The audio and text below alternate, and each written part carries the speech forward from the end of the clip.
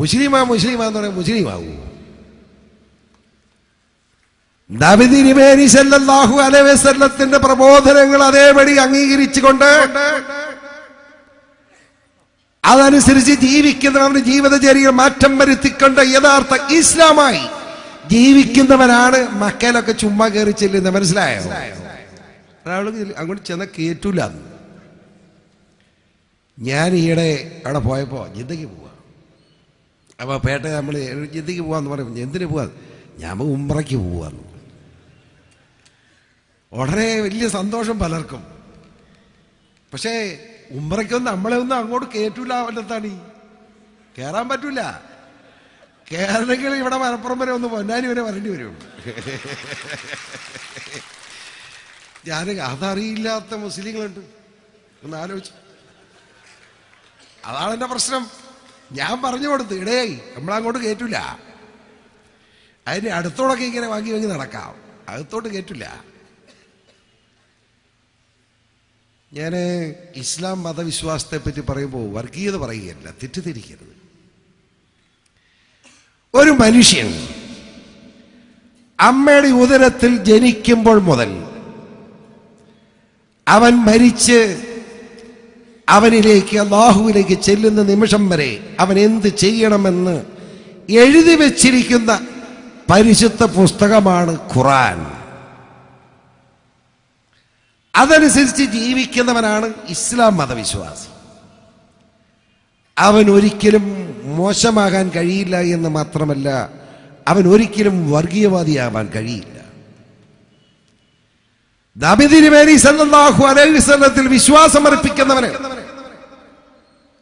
നീ ഭക്ഷണം കഴിക്കുന്നതിന് മുമ്പ് ഇടത്തും വലത്തും മുമ്പിലും പിറകിലുമുള്ള 40 കുടുംബങ്ങളിൽ ആരെങ്കിലും ഭക്ഷണം കഴിച്ചില്ലെങ്കിൽ നിനക്കും ഭക്ഷണം കഴിക്കാൻ അവകാശമില്ല, ആ ഭക്ഷണം ഹറാമാണെന്ന് പ്രഖ്യാപിച്ച നബി തിരുമേനിയുടെ പ്രബോധനങ്ങൾ അനുസരിച്ച് ജീവിക്കുന്ന ഇസ്ലാം മതവിശ്വാസികൾ എങ്ങനെ വർഗീയവാദികളാവും എനിക്കറിയില്ല. നിന്റെ ഇടത്തും വലത്തും മുമ്പിലും പറയലൊക്കെ 40 കുടുംബം 160 വീട് നോക്കാൻ പറഞ്ഞപ്പോ അതിനകത്ത് മുസ്ലിമാണോ നോക്കാൻ പറഞ്ഞില്ല. ആ കുടുംബങ്ങൾ, ആ കുടുംബത്തിൽ ആര് താമസിച്ചാലും ആരാണ് അവിടെ വസിക്കുന്നതെങ്കിലും അവൻ ഭക്ഷണം കഴിക്കാതെ നീ കഴിക്കരുതെന്ന് പറയുക. നീ സക്കാത്ത് കൊടുക്കണം. അന്ത്യപ്രസംഗത്തിൽ വളരെ ശക്തമായി പറഞ്ഞ 5 കാര്യങ്ങൾ. ഒന്നാ, രണ്ടത്താണിക്ക് ചിരി വരുന്നത്, സക്കാത്ത് കൊടുത്തില്ലെന്ന് തോന്നുന്നു. രണ്ടത്താണി കൊടുക്കും, ഞാൻ കളിയാക്കിയതാ കേട്ടോ. അതായത് സക്കാത്ത് കൊടുക്കാതിരിക്കാൻ കഴിയില്ല. ആ സക്കാത്താണ് ലോകത്തിലെ ആദ്യത്തെ സോഷ്യലിസം. അതുകൂടെ അറിഞ്ഞിരിക്കണം.